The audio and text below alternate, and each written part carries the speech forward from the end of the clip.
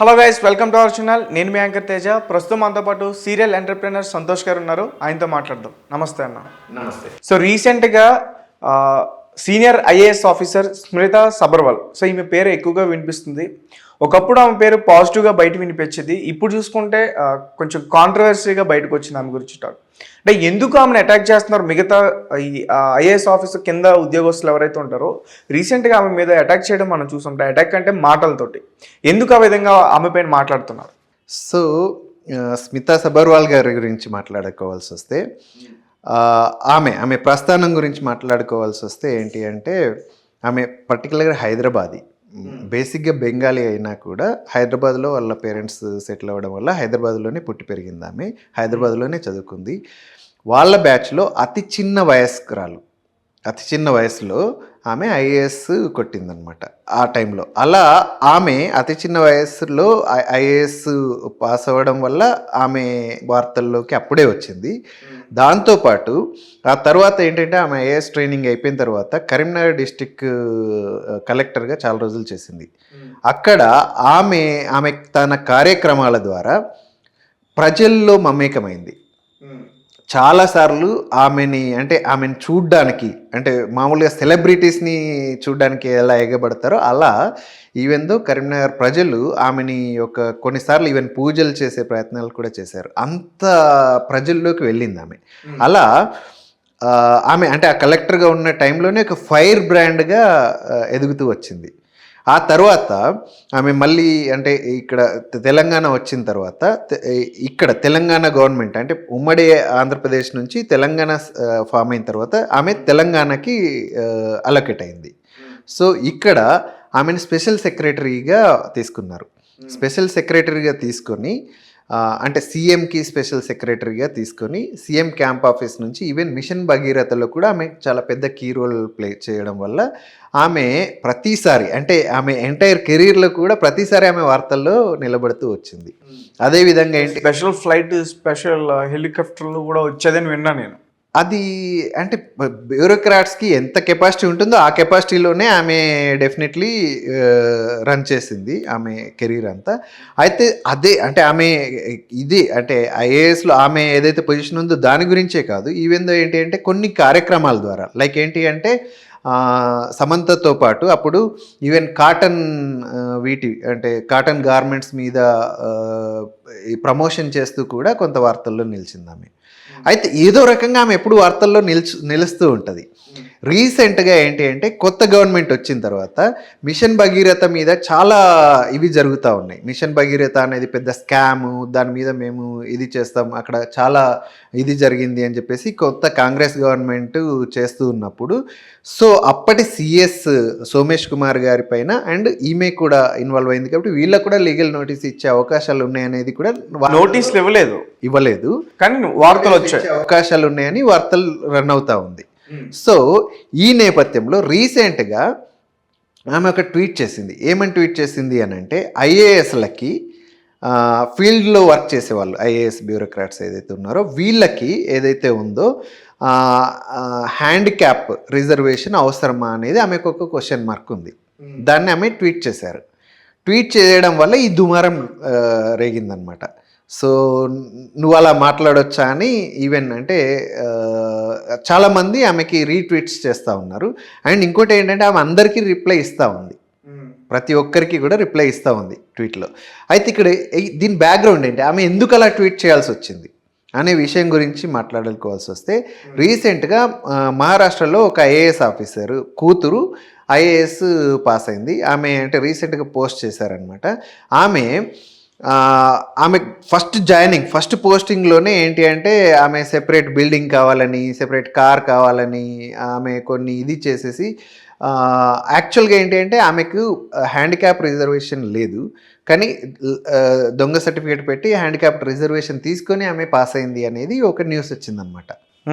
So దానిపైన చాలా పెద్ద దుమారం జరిగింది అక్కడ. సో ఆమె పైన కేసు పెట్టడము ఇదంతా జరిగింది. అయితే అసలు యూపీఎస్సి అనేది చాలా స్ట్రాంగ్ సెలక్షన్ ప్రాసెస్. ఇక్కడ కూడా ఇలా జరుగుతుంది అని అంటే ఈవెన్ దో యూపీఎస్సి సెలక్షన్ ఎవరైతే కమిషనర్ ఉన్నారో వారు కూడా రిజైన్ చేసి వెళ్ళిపోవడం జరిగిందనమాట ఆ ఇన్సిడెంట్ కారణంగా. సో అంత హాట్ టాపిక్ జరిగేసరికి అసలు ఫస్ట్ ఆఫ్ ఆల్ ఏంటి అని అంటే ఐఏఎస్ ఆఫీసర్లు ఫీల్డ్లో ఉండేవాళ్ళు కాబట్టి వీళ్ళు హ్యాండిక్యాప్ వాళ్ళు ఆ పొజిషన్కి సరిపోకపోవచ్చు అనే ఆమె ఆలోచనని ఆమె ట్వీట్ ద్వారా పంచుకుందనమాట. సో అయితే ఇక్కడ ఏంటి అంటే రిజర్వేషన్ అనే దాని గురించి మాట్లాడుకోవాల్సి వస్తే అది ఎప్పుడు కూడా చాలా చాలా సెన్సిటివ్ విషయం. అవును, ఇక్కడ కులాలకు సంబంధించిన రిజర్వేషన్స్, మతాలకు సంబంధించిన రిజర్వేషన్స్ వీటి గురించి ఆమె ఇంకా మాట్లాడలేదు. కేవలం ఏంటి అంటే ఈ ఏమంటారు దివ్యాంగుల రిజర్వేషన్ గురించి మాత్రమే మాట్లాడింది. సో దాని కారణంగా ఏంటంటే దివ్యాంగులంతా చాలా స్ట్రెస్ ఫీల్ అయ్యారు. స్ట్రెస్ ఫీల్ అయ్యి ఈ దివ్యాంగుల సంఘాలు అంతా కూడా ఆమెకు అగైనెస్ట్గా ప్రొటెస్ట్ చేస్తూ ఉన్నారనమాట. సో ప్రెస్ కాన్ఫరెన్స్లు పెట్టేసి ఇప్పుడు అంటే మీ ఉద్దేశం ఏంటి, ఐ మీన్ డైరెక్ట్గా అంటే అందంగా ఉంటేనే ఐఏఎస్ అవ్వాలా అనే విధంగా అంటే చాలా డెప్త్కి వెళ్తూ ఉన్నారనమాట. సో దానికి ఇతర సంఘాలు కూడా తోడవడం, సో అది చాలా సెన్సిటివ్ అయిపోతూ ఉంది. కానీ పూర్తి విషయం ఎవరికీ తెలియదు.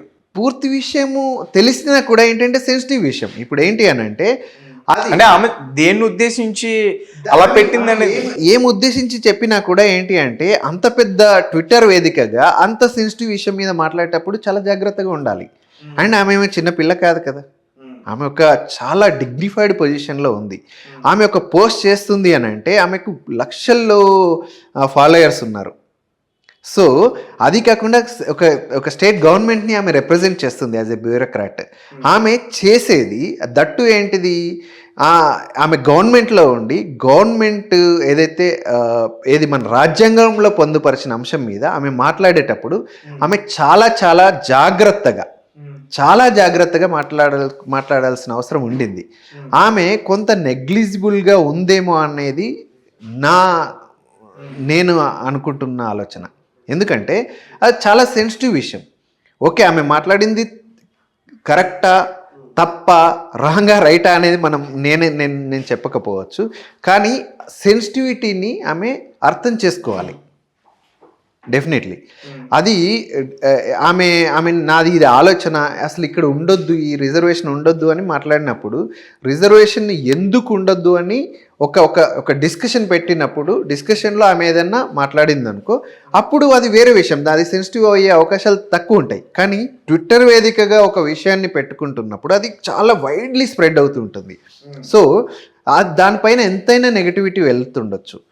ఆమె దానికి ఆన్సర్ ఇచ్చే ప్రయత్నం చేస్తున్నారు, కానీ అది బాగా నెగిటివ్ స్ప్రెడ్ అయిపోతూ ఉంది కదా. సో ఇప్పుడు ఏంటి అంటే ఈ సంఘాలన్నీ ఖచ్చితంగా ఆమె ఏంటంటే దానికి క్షమాపణ అడిగే అవకాశాలు కూడా ఉంటాయి. ఎందుకంటే whatever it may be, ఇప్పుడు మేము ఎందుకు అంటే ఇప్పుడు నాకు ఒక చేతి లేదు, నేను హ్యాండ్ క్యాప్, నేను పనికిరానా, ఇలాంటి క్వశ్చన్స్ వస్తున్నాయి. ఆమె దానికి ఏం ఆన్సర్ చేస్తారు?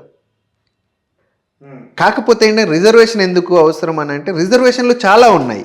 ఇప్పుడు నా గ్రహచారం బాలేక నాకు ఒక చేతి పోయింది, నాకు కాలు లేదు, నాకు ఒక కన్ను పోయింది, నాకు దురదృష్టం ఉంది, నాకు ఎందుకు రిజర్వేషన్ వద్దు అని అడుగుతున్నారు వాళ్ళు. సో కొంతమంది అయితే డైరెక్ట్గా నువ్వు రిజైన్ చేసిరా, మేము నీతో పోటీ చేస్తాం, మా రిజర్వేషన్ పక్కన పెట్టే మనం పోటీ చేద్దాం, మళ్ళీ ఐఏఎస్కి అటెంప్ట్ చేద్దాం అన్నట్టు కొంత ఛాలెంజ్ కూడా చేస్తూ ఉన్నారు. అంత బాగా హర్ట్ అయ్యారనమాట. అంటే ఎప్పుడైనా ఇప్పుడు ఒక వ్యక్తికి దివ్యాంగులకి ఒక బాడీలో ఒక లాస్ అయింది అని అంటే డెఫినెట్లీ అది పర్మనెంట్ లాస్ కదా. సో వాళ్ళు సైకలాజికల్గా చాలా సెన్సిటివ్గా ఉంటారు. వాళ్ళని మనం రిప్రజెంట్ చేస్తున్నప్పుడు, వాళ్ళపైన ఏదైనా మాట్లాడాల్సి వచ్చినప్పుడు ఆ సెన్సిటివిటీని దృష్టిలో పెట్టుకుని ఆమె మాట్లాడి ఉంటే డెఫినెట్లీ ఏంటంటే ఇది ఇంత రాద్ధాంతం అవ్వకపోయి ఉండేదేమో. అండ్ ఆమె ఏంటంటే వెల్ మెచ్యూర్డ్ ఆమె ఏంటి సింప్లీ జస్ట్ లైక్ దట్ అయితే ఆమె పోస్ట్ పెట్టి ఉండదు. అయితే ఆమె పోస్ట్ పెట్టడానికి రీజన్ ఏంటి అని అంటే ఈ ఏరియాలో ఈ రిజర్వేషన్ వల్ల ఏంటి అంటే అది ఓకే అక్కడ తప్పు జరిగింది అనే విషయాన్ని మాత్రం మాట్లాడి ఉంటే that is a different criteria. కానీ ఒక అంటే రిజర్వేషన్లు చాలా డిఫరెంట్ రిజర్వేషన్స్ ఉన్నాయి. అలానే ఈ హ్యాండిక్యాప్ రిజర్వేషన్ కూడా వన్ ఆఫ్ ది రిజర్వేషన్ కదా, దీనిపైన ఆమె మాట్లాడకుండా ఉండాల్సిందే అనేది వాళ్ళ ఆలోచన. ఓకే అన్న, thank you so much. Thank you.